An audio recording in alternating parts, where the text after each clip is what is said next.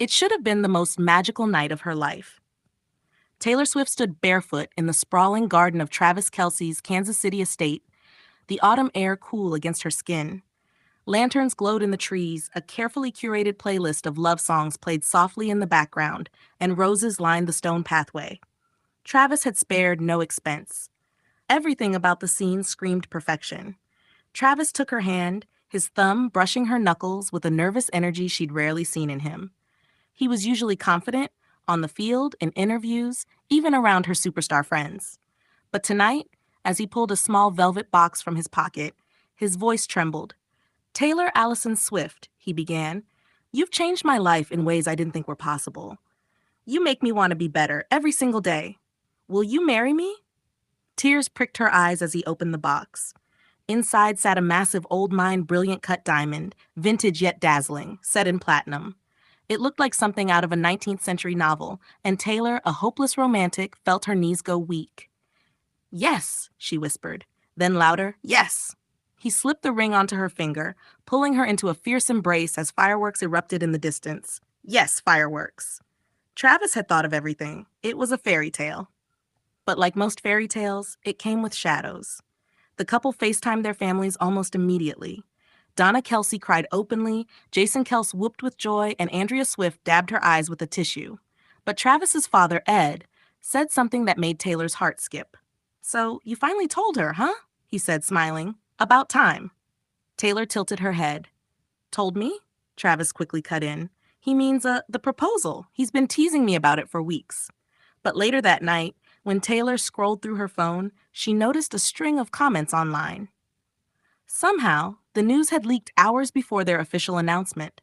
Some fans speculated the proposal had actually happened earlier, 2 weeks earlier, and that they were staging it now for publicity. Taylor stared at the comments in the glow of her screen. She knew celebrity life came with rumors, but these felt pointed, almost as if someone close to them had spoken. 2 nights later, they shared the announcement on Instagram. "Your English teacher and your gym teacher are getting married." The post exploded.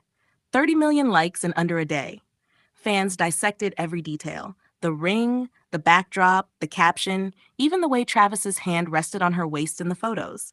But not everyone celebrated. A popular gossip blog posted an article within hours.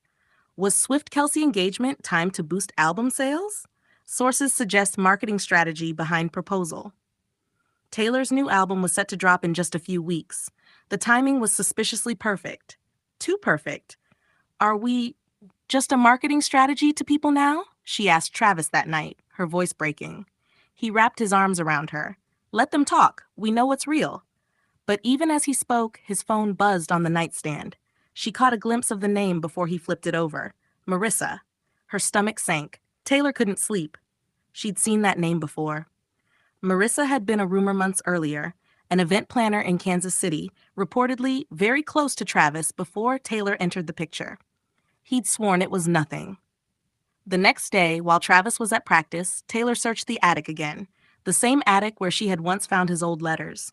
Buried beneath boxes of football memorabilia, she found a sleek black folder. Inside were receipts, venue bookings, and sketches, all tied to another proposal plan. Her hands shook. The date was 2 weeks before the night he actually proposed. And the planner's name? Marissa Callahan.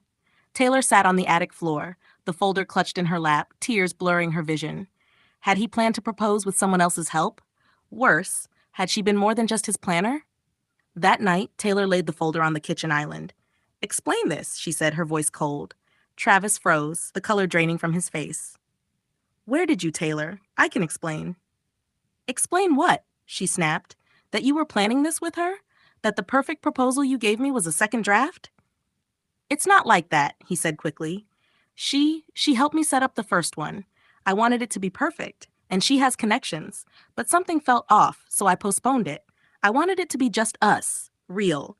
That's why I changed it." Taylor's heart pounded. "Was she just your planner, Travis?" Silence. Her chest tightened. "Tell me the truth." Finally, he whispered, "There was history. Before you. It was nothing serious, but I should have told you." The words cut deeper than any rumor online. The engagement that had lit up Instagram was suddenly tainted with suspicion.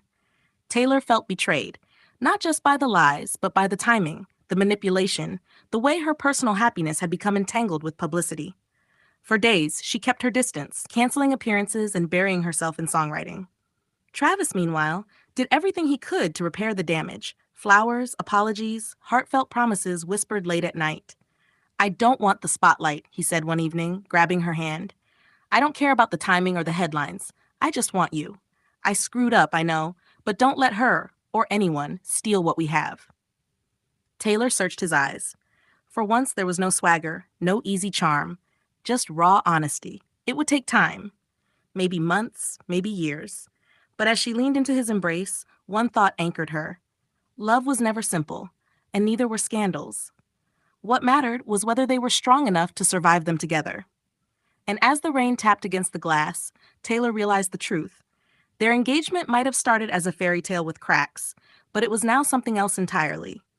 Messy, scandalous, imperfect, yet undeniably real.